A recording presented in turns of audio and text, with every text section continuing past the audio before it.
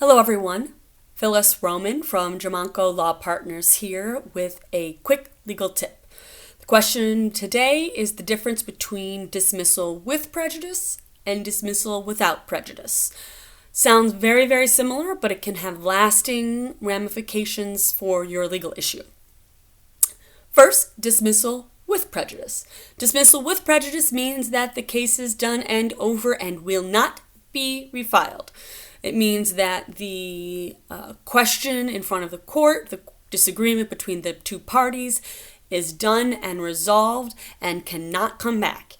If you dismiss a case with prejudice, you can't bring any legal issues that were pertinent to that case up in front of the court in another matter, and you cannot bring that legal issue, that contract, that injury, that border dispute, whatever it happens to be, back into court without jumping through some serious legal hoops and basically stating that that dismissal should be vacated. You can't bring a new case. You can't refile a case. If you decide in the future, I didn't want that settlement, just kidding, I wish I hadn't dismissed it with prejudice, too bad.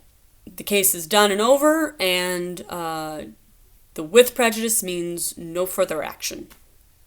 If you're a defendant, that's the one you want. That is the one you want so that you know the legal issue and the dispute is done and over. Plaintiff, it's not a bad thing to do as long as you are sure that you have resolved all of the issues to your satisfaction.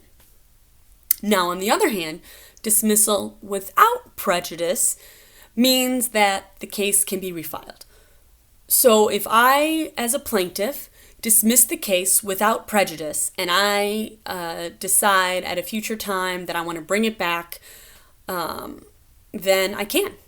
As long as it's within the statute of limitations and it is not subject to an issue where you have breached that, or if it's subject to some other action that had already been dismissed with prejudice, you can refile the case.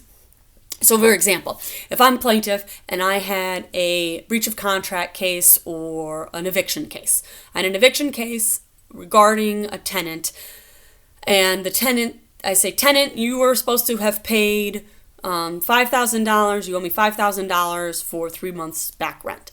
If that's the case and the tenant says, I want to enter an agreement with you, once I get it paid, then we'll be all caught up and we're fine. You can do a dismissal without prejudice, and then if the tenant at some point breaches that in the future, or if the tenant at some point stops making payments, or if you're just like, I'm done with you, you're trashing the place, you're terrible, you are causing physical damage to my location, you back owed rent, all of that thing, then you can bring that case back and refile it against the tenant for an eviction. Same with breach of contract. If you have a breach of contract and someone says, I'm going to fix it, you can dismiss without prejudice and then bring it back in the future with a new case. If you dismiss it without prejudice because you don't have the proofs ready, also acceptable. Let's say you had an expert that you wanted to come in to look at a drainage ditch on your property, couldn't come in time. You say, Your Honor, I want to take a voluntary non-suit and dismiss without prejudice.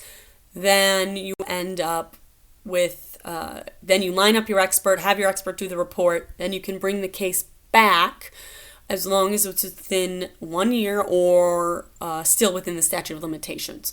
So dismissal without prejudice gives plaintiffs a lot more options. As a defendant, you don't really want a dismissal without prejudice.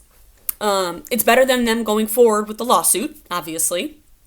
It's better than getting a judgment against you, but there's always this possibility in the back of your mind, always this possibility hanging over your head until that statute runs, that they can or will bring back the case. So it depends on what your position is, as to where you are in litigation, as to what side of the aisle, the V you were on, whether you want a dismissal with or dismissal without prejudice. As an overarching rule, that obviously has many, many, many exceptions, you would like as a defendant with prejudice and as a plaintiff without prejudice. Now, If you think you may follow one of the exceptions, I highly recommend calling an attorney because they will easily be able to tell you whether or not you need with or without prejudice. If you want to call me or any other attorney in my office, I can guarantee that we'll be able to answer that question for you. And you can call us at 630-635-5555 with any questions regarding dismissals